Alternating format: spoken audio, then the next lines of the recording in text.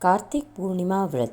पौराणिक कथा के अनुसार एक बार त्रिपुरासुर नामक राक्षस ने तीनों लोकों में अत्याचार मचा दिया। उसने कठोर तपस्या करके भगवान ब्रह्मा से वरदान प्राप्त कर लिया कि कोई भी देवता उसे मार न सके।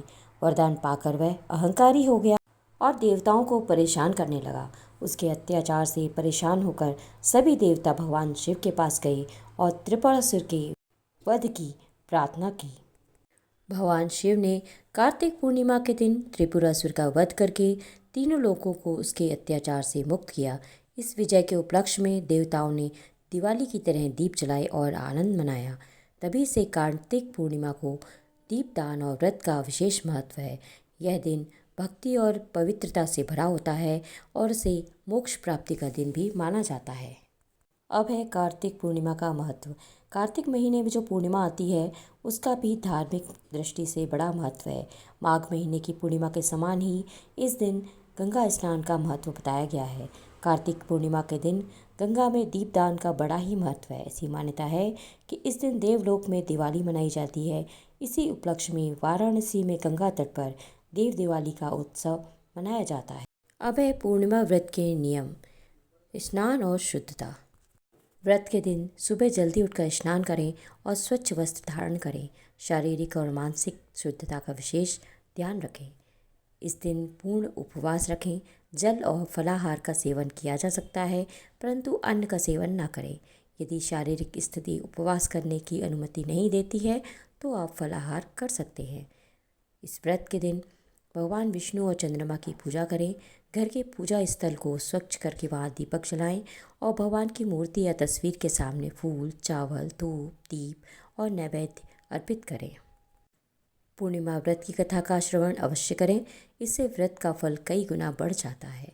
इस दिन धार्मिक सत्संग में भाग लें और भगवान के भजन कीर्तन का आनंद लें। इससे मन को शांति और सुकून मिलता है। इस दिन दान पुण्य का विशेष महत्व होता है। गरीब और जरूरतमंदों को भोजन, वस्त्र और धन का दान करें। गौ माता को हरा चारा खिलाना भी शुभ माना जाता है। रात को चंद्रमा के उदय होने पर उन्हें अर्घ्य दें। इसके लिए जल से भरा तांबे का लोटा लें। उसमें चावल, फूल और थोड़ा सा दूध मिलाकर चंद्रमा को अर्पित करें। व्रत के दिन सदाचार और ब्रह्मचर्य का पालन करें। अगले दिन सुबह स्नान करके भगवान विष्णु की पूजा करके व्रत का पारायण करें। इसके बाद ब्राह्मणों या गरीबों को भोजन कराकर स्वयं भी भोजन करें। पूर्णिमा की व्रत कथा। पूर्णिमा व्रत की महिमा बहुत बड़ी है। इसका धार्मिक महत्व भी अत्यधिक है। हर माह की पूर्णिमा को यह व्रत किया जा सकता है।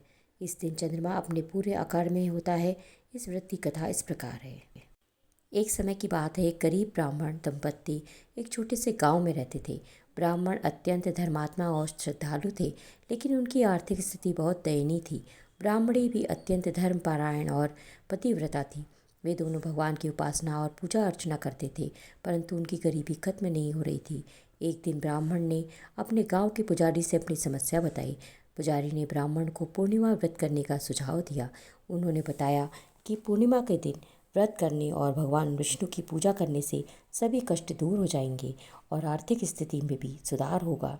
ब्राह्मण और उसकी पत्नी ने पूरे श्रद्धा भाव से पूर्णिमा व्रत का पालन किया। वे इस दिन उपवास रखते, स्नान कर विष्णु भगवान की पूजा करते और रात को चंद्रमा को अर्घ्य देने के ही बाद व्रत खोलते। कुछ समय पश्चात उनके जीवन में चमत्कारिक परिवर्तन आया। उनकी आर्थिक स्थिति धीरे धीरे सुधरने लगी और वे सुखी और समृद्ध हो गए। उनके परिवार में खुशियों की बाढ़ आ गई और उनके सभी कष्ट समाप्त हो गए। इस प्रकार पूर्णिमा व्रत की महिमा अपार है। इसके पालन से जीवन के सभी दुखों का नाश होता है।